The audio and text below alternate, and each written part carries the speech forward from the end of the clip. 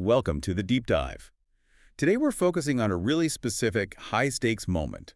What you do right after an accident. Exactly. We're talking a car crash, a slip and fall, maybe something at work. And our mission here is to build a 15-minute playbook, one that turns that initial chaos into solid, airtight evidence for later. Yeah, because what you grab in those first few moments is just so much more powerful than what you try to remember, a week later. It's night and day. Okay, so let's get right into it.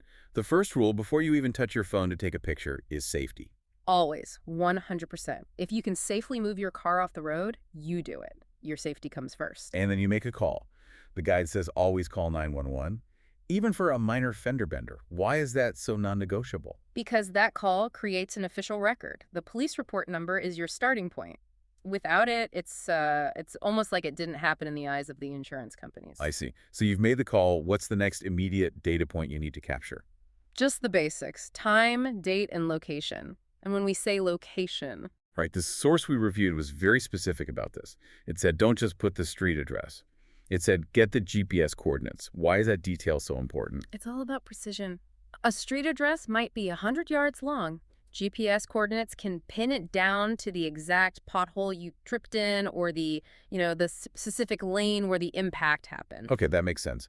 Then you exchange insurance info. Now, this is where most people think they're done, but it's really just the beginning, the photographic evidence. Yeah, this is what I wanted to ask about. Oh. People are shaken up. They're not thinking like a crime scene investigator. And they just snap one picture of the trampled bumper and call it a day. So if you can only manage, say, 3 distinct types of photos right then and there, what are the absolute must-haves? Okay, great question. 3 non-negotiables. Number 1, in context. Not the damage, the context. Skid marks, traffic signs, the weather, any glare from the sun. Got it. The whole scene. The whole scene. Number 2 is the damage to all the vehicles, from multiple angles, not just your own. And number 3, This one is vital and people forget it.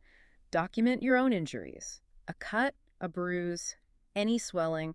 Take a picture immediately because that evidence fades fast. right. A bruise looks very different 3 hours later, let alone 3 days later. Exactly. Now, what about witnesses? They could be a huge help, but they also tend to vanish pretty quickly. They do. And how you approach them matters. The guide suggested this really great, polite phrasing. What's the line? You just walk up to Jane Doe and say, "Could I get your best contact info in case my lawyer needs to follow up?" It's professional, it's serious, and it works. And you don't just get their phone number right. No, you need more. You need to ask them right then, where were you standing and what did you see? And you write it down. Something simple like, saw a blue SUV run red light. That quote is gold. So now you have all this raw data on your phone. Photos, notes, witness info. The next challenge is organization. How do you keep it from becoming a digital junk drawer? You have to create a log. It sounds tedious, I know, but it is a case saver. A photo and video log. How does that work in practice? It's simple. You just rename the photo on your phone, accident 001. Then in a notes app, you write accident 001 and add a description. Photo of guardrail showing impact. And you do the same thing for your medical records, I assume? That's the other pillar, the injury and medical log. Every single time you feel a symptom, you log the date and what it is. Be specific: whiplash and neck stiffness, or bruising on left arm. And every doctor's visit. Every single one. The EMS evaluation at the scene, the trip to Aurora Memorial ER, the x-ray, the prescriptions.